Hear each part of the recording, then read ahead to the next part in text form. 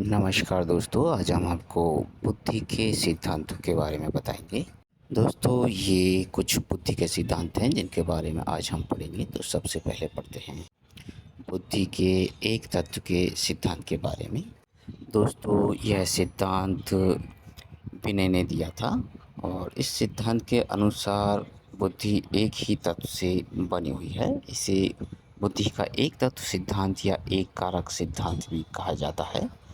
मनुष्य सारे कार्य एक ही बुद्धि के द्वारा करता है, इस ऐसा विनय का मानना था। और यह बुद्धि का जो सिद्धांत है वो सबसे पहला और सबसे प्राचीन सिद्धांत है। परंतु बाद में इस सिद्धांत की आलोचना हुई और यह माना गया कि यदि सभी मनुष्यों में एक ही तत्व से बुद्धि बनी है तो फिर सभी मनुष्य अलग-अलग काम करने की क्षमता किस तरह से रखते हैं। तो इस सिद्धांत को फिर माना नहीं गया। इसे एक तरह से निरंकुशवादी बुद्धि माना गया और बाद में इस सिद्धांत को निरंकुशवादी सिद्धांत भी कहा गया और इस सिद्धांत को अमान्य माना गया। तो चलिए दोस्तों, अब आगे देखते हैं बुद्धि का दूसरा सिद्धांत। दूसरा सिद्धांत है दोस्तों बुद्धि का द्वितत्व सिद्धांत। इसे बुद्धि का द्विकारक सिद्धांत भी कहा जाता है। इस सिद्धांत को स्पीयरमैन ने दिया था दोस्तों और इनके अनुसार उन्होंने बुद्धि को दो तत्वों से निर्मित माना था दोस्तों।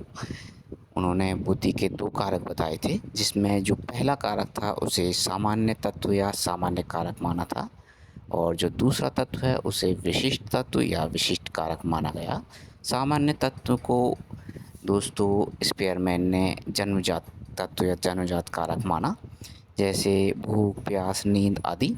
जबकि जो विशिष्ट तत्व थे उन्हें अर्जित तत्व माना गया या अर्जित कारक माना गया, जैसे नौकरी, व्यापार या कलाकार। उन्होंने बताया कि बुद्धि दो तत्वों से बनी हुई है।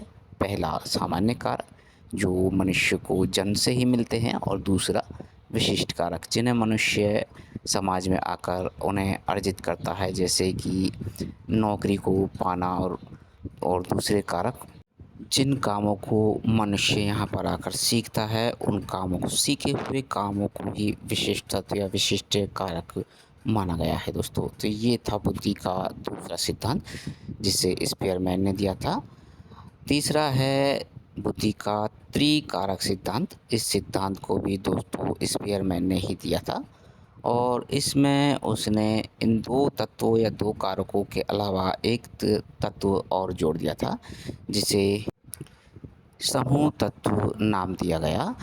उसने बताया कि बुद्धि के जो दो तत्व हैं, पहला सामान्य कारक, दूसरा विशिष्ट तत्व, इन दोनों तत्वों के जो बीच में तत्व पाया जाता है उसे समूह तत्व कहते हैं। ये इन दोनों तत्वों के संग मिल के काम करता है। इस तरह से उसने बुद्धि को बाद में तीन तत्वों से निर्मित माना। अगला है दोस्तों बुद्धि का बहुतत्व का सिद्धांत। इसे थॉर्नडाइक ने दिया था। इस सिद्धांत के अनुसार थॉर्नडाइक ने बुद्धि के बहुत सारे तत्व बताए थे। उन्होंने माना था कि बुद्धि एक या दो तत्व से मिलकर नहीं बनी, बल्कि बुद्धि बहुत सारे तत्वों से मिलकर बनी है। जैसे कि रेत होता है और रेत में बहुत सारे रेत के कण होते हैं, उसी तरह बुद्धि में भी बहुत सारे बुद्धि के तत्व होते हैं।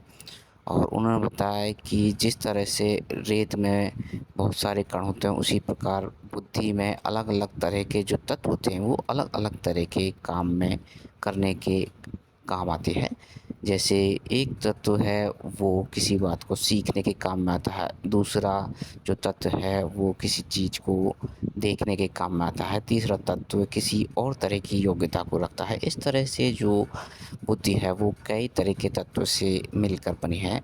इसलिए इस सिद्धांत को बालू रेत के समान माना गया है, यानी इसे बालू का सिद्धांत भी कहा गया है और इसी सिद्धांत को परमाणु सिद्धांत भी कहा गया है। तो दोस्तों, ये था बुद्धि का बहुतत्व का सिद्धांत जिसे थॉर्नडाइक ने दिया था। अगला सिद्धांत है दोस्तों बुद्धि का समूह तत्व का सिद्धांत। इस सिद्धांत को थर्स्टन ने दिया था और थर्स्टन ने बुद्धि के अनेक तत्व माने थे। उन्होंने माना था कि जो बुद्धि के तत्व हैं वे समूह में काम करते हैं। उन्होंने बुद्धि के 7 तत्वों के बारे में बताया, जो इस तरह से हैं दोस्तों। पहला जो तत्व है उस तत्व का नाम है आंकिक तत्व। इसमें थर्स्टर ने बताया कि जो अंकों को पहचानने की योग्यता होती है उसे आंकिक तत्व या आंकिक कारक कहा जाता है। दूसरा है शाब्दिक तत्व। शब्दों को पहचानने की जो बुद्धि की योग्यता होती है उसे शाब्दिक तत्व या शाब्दिक कारक थ्रस्टर ने बताया। तीसरा है स्थानिक तत्व, यानी कि बुद्धि की कल्पना करने की जो क्षमता होती है, जो कल्पना करने की बुद्धि की योग्यता होती है उसे स्थानिक तत्व बताया। नंबर 4 पर है तार्किक तत्व। तर्क करने की योग्यता को ही थ्रस्टर ने तर्क तत्व या तार्किक तत्व बताया। उसके बाद में जो 5वां तत्व है वह है शब्द प्रवाह का तत्व। बुद्धि के शब्दों को बोलने की जो योग्यता होती है उसे शब्द प्रवाह तत्व कहा गया। इसके बाद में छठा है स्मृति तत्व। किसी चीज़ को याद रखने की जो बुद्धि की योग्यता होती है उसे स्मृति तत्व कहा। और इसके बाद में जो है प्रत्यक्षात्मक गतिशीलता का तत्व। यह दोस्तों किसी भी चीज़ को तुरंत देखते ही पहचानने की जो बुद्धि की योग्यता होती है उस तत्व को प्रत्यक्षात्मक गतिशीलता का तत्व थ्रस्टर ने बताया। तो ये था बुद्धि का समूह तत्व का सिद्धांत।